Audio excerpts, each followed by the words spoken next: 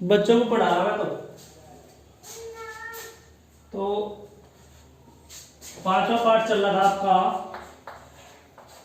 पाठ 5 ऊष्मा तथा ताप या ऊष्मा तथा ताप। कल हमने बात करी थी गलनांक की। कोई भी वो ताप जिस पर कोई ठोस पिघलकर द्रव में बदल जाता है वह वो ताप उस वस्तु का उस पदार्थ का गलनांक कहलाता है। इसके बाद इसमें एक और परिभाषा आपकी आती है क्वथनांक। ये परिभाषा भी आप लिख लें। क्वथनांक किसे कहते हैं? वह ताप जिस पर कोई द्रव उबलने लगता है क्वथनांक कहलाता है। वह निश्चित ताप, क्या कहा? वह निश्चित ताप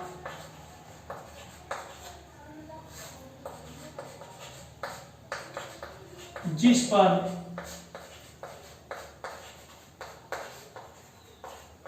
कोई द्रव उबलने लगता है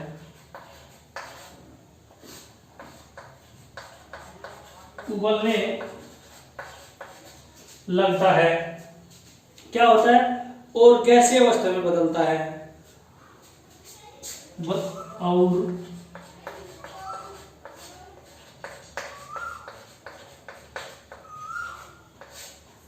गैसीय अवस्था में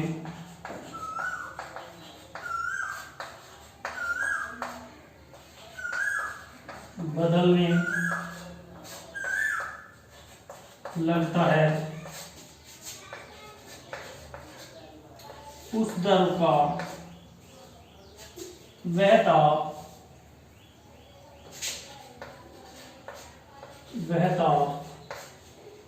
उस द्रव का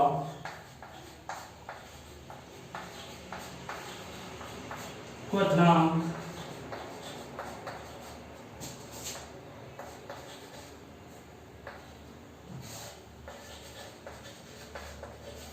कहलाता है। जैसे बर्फ का हमने गलनांक बताया था 0 डिग्री सेल्सियस, ऐसे ही जल का क्वथनांक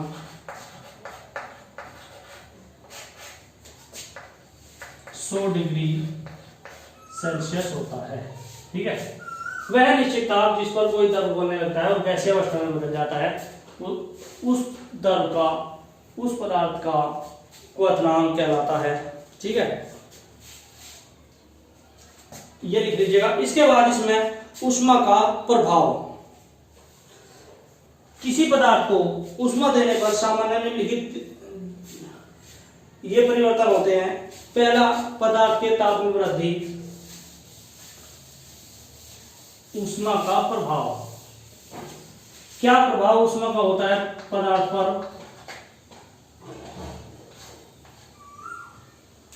ऊष्मा का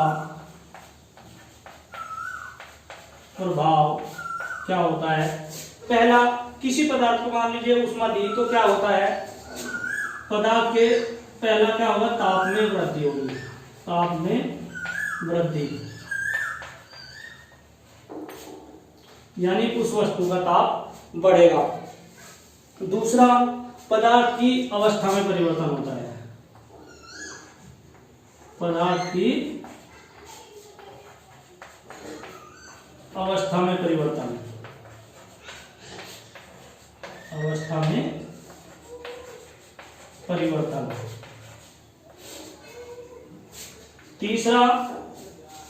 तीसरा क्या परिवर्तन होता है? पदार्थ में प्रसार।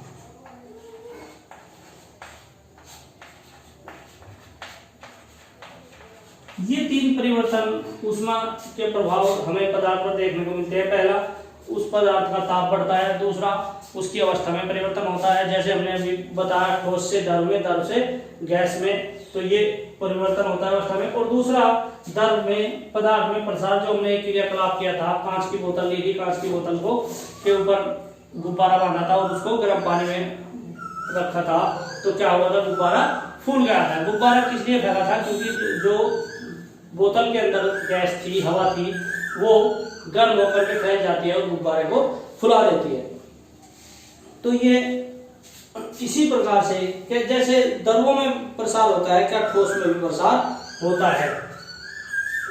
इसमें हमें देखना है ठोस में प्रसार। जैसे ठोस में प्रसार,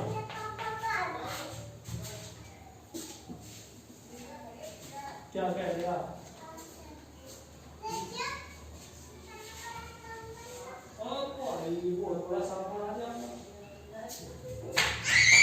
ठोस में प्रसार। ठोस में प्रसार के लिए आपको क्या करना, धातु की एक छोटी गोली लेनी, धातु को एक छल्ला ले जिसका आंतरिक व्यास इतना होना चाहिए कि गोली आराम से उस छल्ले से निकल जाए। अब क्या करना, गेंद को स्पिरिट लाइन की सहायता से कुछ देर तक किसी तार से बांध दीजिए और उस गोली को गर्म करते जाइए। जब गोली खूब अच्छे से गर्म हो जाए और उसको छल्ले पर रखिए। छल्ले पर रखिए। गर्म करने पर क्या होता है, गेंद छल्ले के आर पार नहीं पहुंच जाती, जिससे हमें पता लगता है गेंद का आकार बढ़ जाता है और गेंद जो है, इससे हम कहते हैं जो धातुएं होती हैं, जो ठोस होते हैं, वो भी गर्म करने पर उनमें भी फैलते हैं, सिकुड़ते फैलते हैं और ठंडा करने पर सिकुड़ते हैं। यानी जो ठोस पदार्थ हैं उनको जब हम उनको गर्म करते हैं तो गर्म करने पर फैलते हैं और ठंडा करने पर सिकुड़ते हैं, यानी गर्म करने पर ठोस के आकार में वृद्धि या प्रसार कहते हैं और ठोसों में प्रसार होता है। दूसरा इसमें आपका है द्रवों में प्रसार।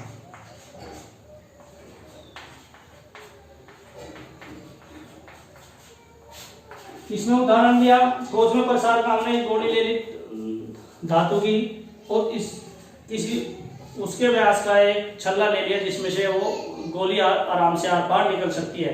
पहले जब वो गोली ठंडी थी तो निकाला, उसके बाद गोली को अच्छे से गर्म किया और फिर से उस छल्ले से निकाल के देखते हैं तो गोली छल्ले से आर पार नहीं निकलती। उसके बाद उस गोली को ठंडा करिए, ठंडा करने के बाद फिर से उस छल्ले से निकालिए तो गोली फिर से छल्ले से आर पार निकल जाती है। इसका मतलब ये है ठोस जो है, ठोसों में भी जो ठोस पदार्थ है, ठोस पदार्थ गर्म करने पर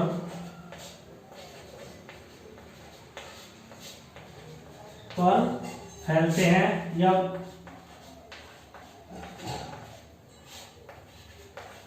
प्रसार होता है और ठंडा करने पर सिकुड़ते हैं। ठीक, ठंडा करने पर सिकुड़ते हैं। अब इसी प्रकार से हम द्रवों के प्रसार के लिए क्रियाकलाप करते हैं। क्या करते हैं, एक प्रखनल ले ली, उसमें रंगीन पानी भरना और एक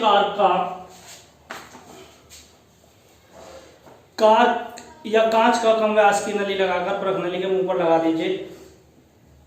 क्या करना,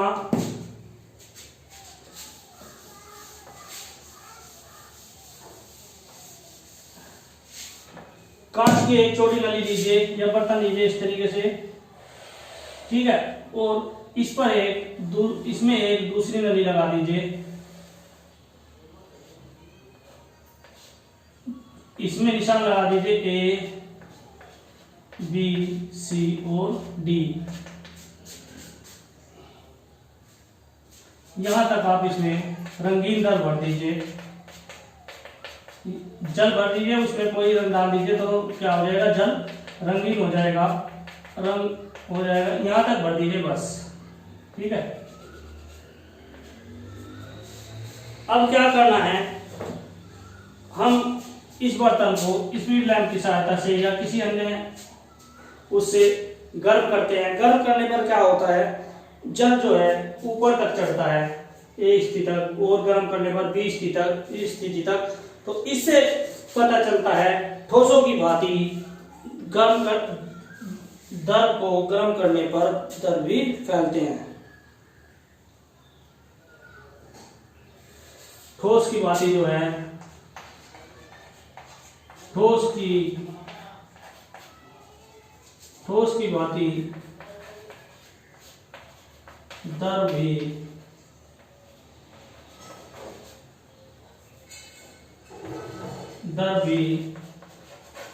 गर्म करने पर फैलते हैं।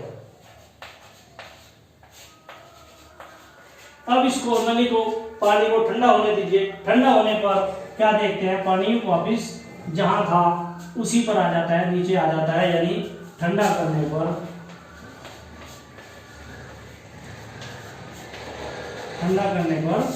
सिकुड़ते हैं। यानी द्रवों में भी प्रसार, द्रवों में भी प्रसार होता है, द्रवों में भी प्रसार होता है। ठीक है। इसके बाद आपका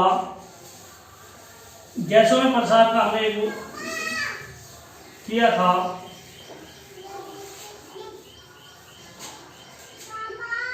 गैसों में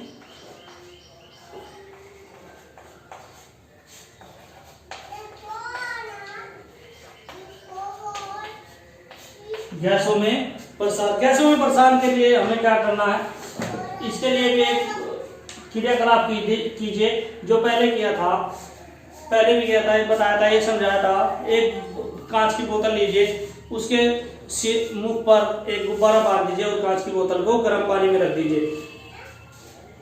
कोई बोतल लीजिए इस तरीके से, ठीक है,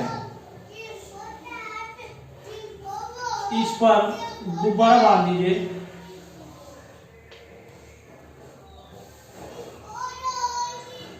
इस प्रकार से गुब्बारा बांध दीजिए। और जब हम इसको गर्म पानी के किसी बर्तन में रखते हैं, यहाँ पे गर्म पानी है, तो गुब्बारा क्या होता है, ये फूल जाता है।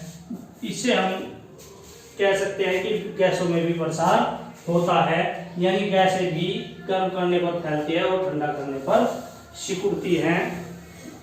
ठीक है।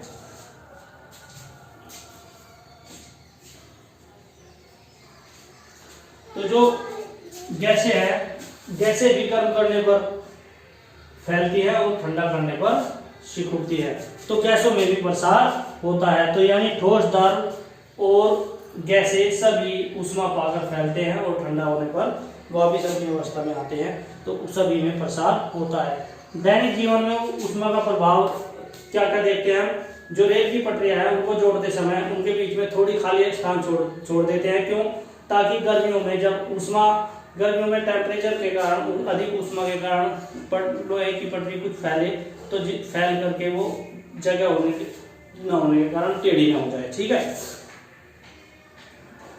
इसी प्रकार से दो खंभों के बीच में जो तार बांधा जाता है, सर्दियों में कुछ ढीला, गर्मियों में कुछ ढीला बांधा जाता है। ठीक है, ताकि सर्दियों में सिकुड़ करके वो टूट न जाए। तो ये पार्ट आपका पूरा हो गया। ठीक है। नोट्स जो इसके क्वेश्चन बचे हुए हैं 1-2, वो मैं ग्रुप पे डाल दूंगा, वहां से लिख लीजिएगा। 5 पार्ट आपके पूरे हो गए। कल हम 6ठा पार्ट शुरू करेंगे। ठीक है। पार्ट 6